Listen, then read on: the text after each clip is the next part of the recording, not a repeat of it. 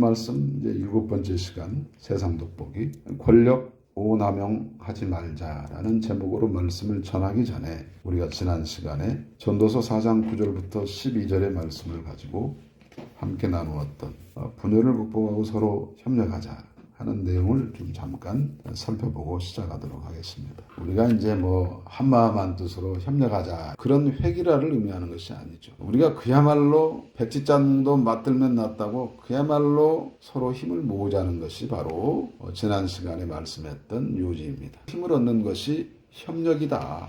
그래서 솔로몬이 제안하는 이 협력, 이거는 개인끼리를 넘어서 공동체 전체로 확장이 되어 나라가 번성하고 융성하게 되는 그런 기틀을 마련하게 되는 것이죠. 공동체의 번영이 곧 개인의 번영이라 할 수 있고 공동체의 발전이 곧 개인의 발전이기 때문에 우리는 이거를 가슴에 팍 새기고 살아야 됩니다.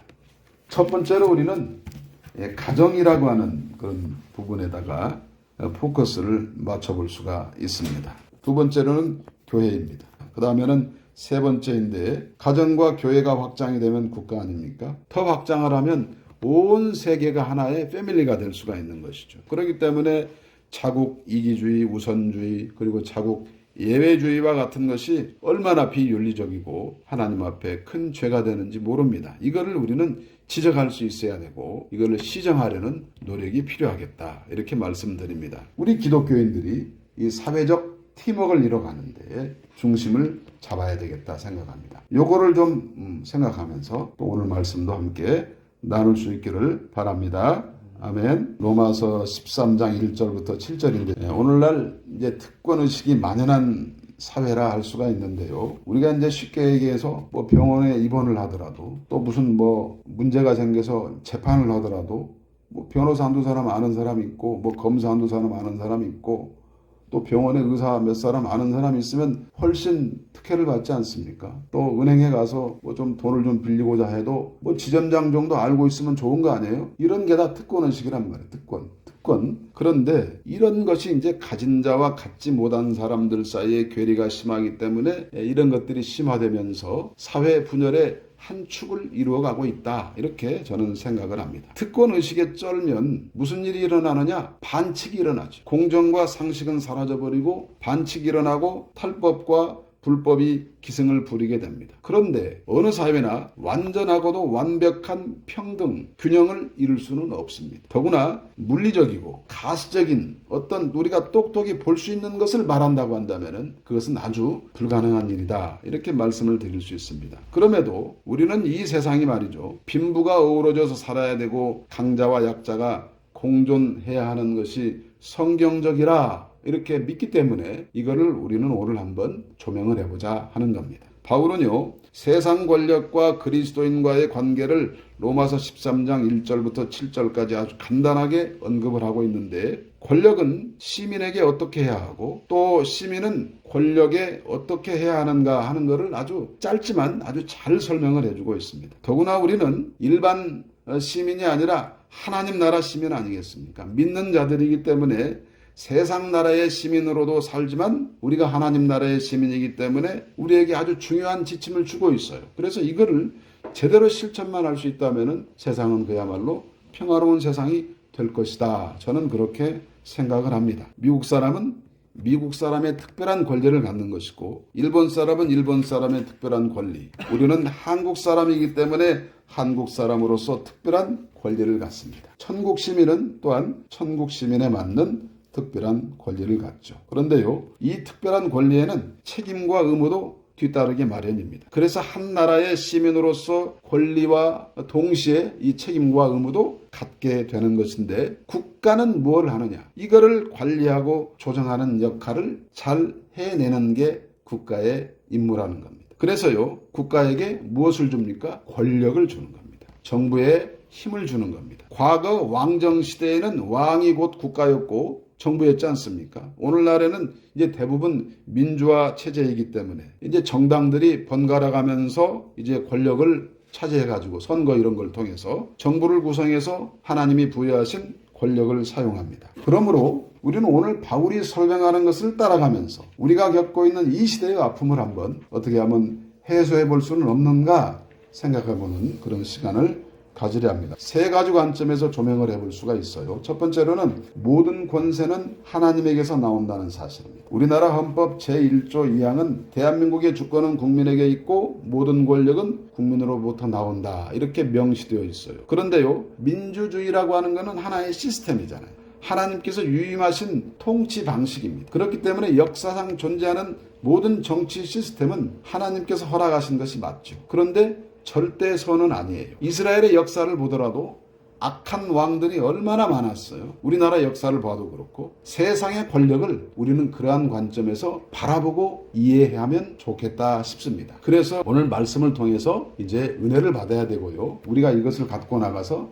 세상 속에 적용할 수 있어야 합니다. 하나님이 모든 권력을 주셨는데 지금 우리가 사용하고 있는 시스템은 하나님이 허락하신 시스템이다. 이렇게 이해하면 되겠죠? 그래서요, 역사 속에서 진행이 되는 하나님의 구원 시간표, 세계사 속에서 역사와 맞물려서 하나님의 구원 역사는 진행이 되고 있는 것이기 때문에 어떤 일이 일어나든지 간에 우리에게는 우연은 없잖아요. 그러면 이걸 어떻게 이해를 해야 되느냐? 우리가 이해할 수 있는가? 없어. 이해할 수도 없고 그러면 안 되잖아요 라고 간섭할 수도 없어요. 다만 우리는 하나님의 절대 권세 속에서 그 권세로 하나님이 맡겨주신 위임통치라고 하는 것들과의 관계 속에서 어떻게 처신해야 하는가라고 하는 것을 배워가면 되는 겁니다. 우리가 해야 할 몫을 찾아가면 되는 것이죠. 그렇기 때문에 권세자와 시민이라고 하는 관계 속에서 서로가 책임과 의무가 있다는 것을 하나님 말씀을 통해서 깨닫고 실천해야 하는 겁니다. 그래서 첫 번째로 알아야 할 것이 모든 권세가 하나님에게 나온다는 것. 모든 주권이 하나님께 있다. 세상 배후에 섭리하시는 하나님의 역사하심이 있다. 하나님의 경륜이다. 왕을 세우기도 하시고 국가를 일으키시기도 하시고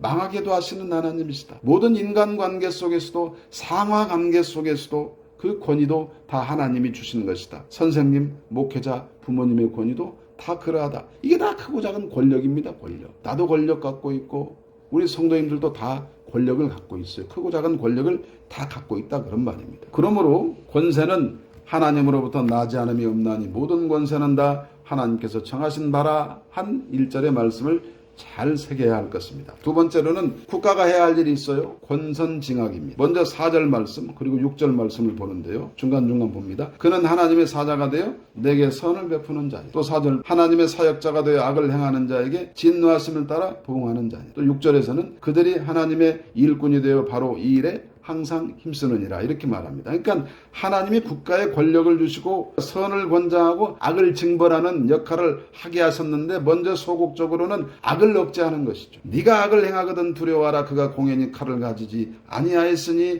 곧 하나님의 사역자가 되어 악을 행하는 자에게 진노하심을 따라 보응하는 자니라. 하나님을 대신하여 국가가 징계한다는 거 아니겠습니까? 벌을 내린다는 거 아니겠어요? 4절 말씀. 국가 권력이 범법자를 처벌하는 거예요. 국가 권력에 칼자루를 딱 하나 쥐어주고 안으로는 각종 사회 범죄 이거를 억제하고 예방하면서 또 치안을 확보해야 돼. 우리나라 치안 좋잖아요. 치안을 확보하고 각 분야에서 질서를 지키도록 하는 겁니다. 이게 국가가 할 일이죠. 또 국방을 튼튼히 해가지고 시민의 생명을 보호하는 것도 국가가 해야 할 일이죠. 국가에게 준 칼, 이거는 범죄를 억제하는 수단이다. 이러한 원리를 우리는 각 단체에도 적용할 수가 있는 거예요. 우리가 무슨 친목교만 하더라도 규칙이 있잖아요. 이런 것들이 다 그런 거예요. 그런데 이 신체를 가두거나 매를 때리거나 이러 하는 거는 이런 개인, 이런 집단에서 할 수가 없는 거예요. 이거는 국가만이 할 수 있는 것이다. 꼭 칼은 오직 국가에게만 준 권력이다. 이렇게 이해하면 되겠습니다. 그 다음에 두 번째로는 이제 국가가 두 번째로 해야 할 거는 적극적으로 선을 장려하는 거. 아까는 이제 소극적으로는 뭐였어요? 악을 억제하는 거였다면 적극적으로는 선을 장려하는 것이다. 선을 행하라 그리하면 그에게 칭찬을 받으리라. 3절이죠. 그리고 4절에서 그는 하나님의 사역자가 되어 내게 선을 베푸는 자니라. 이렇게 말한다. 이거 아주 포괄적인 개념인데 국가가 국리민복을 위해서 백성들을 위해서 펼치는 모든 정책이 다 여기에 포함이 된다고 할 수 있습니다. 주택, 교육, 환경, 의료 이런 것들 갖가지 복지정책이 여기에 들어가는 것이니 국가 구성원들이 죄악을 행하지 않고 착한 모습으로 선하게 살도록 그 바탕을 마련해 주는 데에 최선을 다하는 것이 국가가 할 일이다. 국가의 의무이다. 이렇게 말씀을 드릴 수 있는 겁니다. 그 다음에 이제 세 번째로는 이제 우리가 살펴볼 말씀이 국가에 대한 성도, 우리 시민들의 의무, 더 적극적으로 우리 성도들의 의무는 무엇일까 한번 살펴보는 겁니다. 1절에 보니까요, 각 사람은 위에 있는 권세들에게 복종하라 이렇게 말하고 있고, 그리고 5절에 가보니까 그러므로 복종하지 아니할 수 없으니 진노 때문에 할 것이 아니라 양심을 따라 할 것이라 이렇게 말씀하고 있습니다. 그러므로 첫 번째로 주 안에서 복종하라는 거예요. 하나님이 세우신 질서에 따라 순종하는 것이 복종인데, 아랫사람이 윗사람에게 복종하는 것이지 윗사람이 아랫사람에게 복종하는 것이 아닙니다. 상하 관계에 적용이 되는데 선출직이든 임명직이든 모두가 다 하나님이 부여하신 권력이에요. 그죠? 임명장 주신 거예요. 그러므로 이거는 나이가 많고 적고의 문제가 아니에요. 나이로 들이밀면 안 돼. 이거는 질서를 따라 적용하는 거예요. 그래서 분명하게 복종해야 할 의무가 있는 겁니다. 우리는 이미 10계명, 5계명의 말씀을 통해서 부모 공경 이 계명을 우리가 공부했잖아요. 거기에 바로 이게 적용이 되는 겁니다. 부모님, 선생님, 목회자 이런 분들 다 권위 누가 줬어요? 하나님이 주신 것이기 때문에 거기에 합당하게 맞게 순종해야 한다는 거예요. 그런데 문제가 생겨. 왜? 항상 선한 다스림, 선한 통치만 있는 건 아니죠. 악한 통치, 악한 왕들, 악한 지도자들이 나타나게 돼 있어. 그렇기 때문에 하나님의 권위에 도전하는 그들, 나쁜 통치자들을 이 세상 권력에는 우리는 불복종할 수 있다. 그런 말입니다. 다니엘과 그 세 친구에게서 우리는 좋은 사례를 살펴볼 수가 있는데, 느부갓네살 왕이 금신상에 절하라고 했을 때 그들은 거절했잖아요. 또 다니엘을 시기해가지고 신하들이 다리오 왕을 꼬드겨서 다리오 왕 이외에 누구에게도 어떤 신에게도 절하면 안 된다는 금령을 선포했을 때 다니엘은 하나님께 3번을 무릎 꿇고 기도하며 감사하기를 쉬지 않았습니다. 하던 습관대로. 베드로와 요한도 예수님의 이름으로 더는 뭘 가르치거나 말하지 말라고 강요받았을 때에 뭐라고 말합니까? 사도행전 4장 19절부터 20절에 이렇게 말해요. 하나님 앞에서 너희 말을 듣는 것이 하나님의 말씀을 듣는 것보다 옳은가 판단하라. 우리는 보고 들은 것을 말하지 아니할 수 없다. 국법을 우리가 준수하는 것은 당연해요. 그러나 하나님의 법에 어긋나면 따를 수 없는 겁니다. 그렇기 때문에 우리는 무조건 복종이 아니라 조건이 있는 주 안에서 복종하는 그런 모습이 우리의 모습이어야 합니다. 다른 모든 권세도 마찬가지, 가정에서도 마찬가지고, 교회에서도 마찬가지고, 직장에서도 마찬가지고 그러잖아요. 예를 들면 이런 거예요. 부모가 집안이 어렵다고 크지도 않은 자식들한테 너 가서 도둑질 해와 하면 해야 돼, 안 해야 돼? 안 하는 겁니다. 못 하는 겁니다. 이런 아주 극단적인 예를 들었지만 이런 거를 다 우리는 모든 권세, 모든 단체, 이런 국가 수준에서도 세계 글로벌한 이 세계의 영역에서도 이와 같은 것들을 우리는 적용해 볼 필요가 있다. 하나님의 관점에서 바라봐야 돼. 그 다음에 두 번째로 납세 의무입니다. 성도가 지녀야 할 너희가 조세를 바치는 것도 이로 말미암음이라 모든 자에게 줄 것을 주되 조세를 받을 자에게 조세를 바치고 관세를 받을 자에게 관세를 바쳐라. 7절 말씀이에요. 앞에 거는 6절이고. 국가는 세금을 거두어서 살림살이를 합니다. 그러므로 백성들은 모두가 다 성실 납부의 의무를 가져야 해요. 그런데 세금을 회피하거나 탈세할 목적으로 불법을 저지른다면 이거는 성도의 모습이 아니죠. 백성들의 모습이 아닌 겁니다. 실제 이 부분에서 수많은 그리스도인들이 자유롭지 못하다.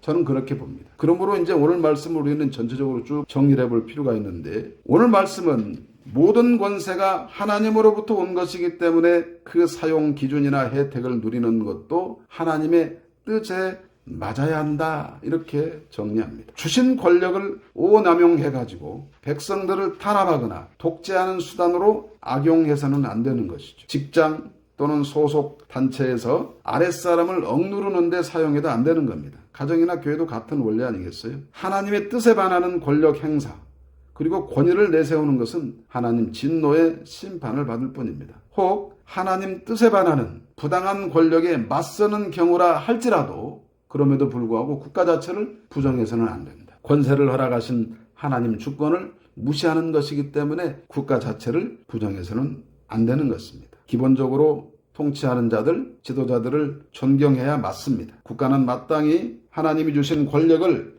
바르고 정당하게 사용해야 합니다. 성도들은 마땅히 이를 위해서 기도해야 하고 또 성실한 납세 의무를 다함으로써 국가 재정을 부담을 해줘야 합니다. 국가는 성실하고도 투명하게 재정을 관리해서 국민들의 생활을 윤택하게 만들어줘야 돼요. 세금을 낭비하면 안 되는 거예요.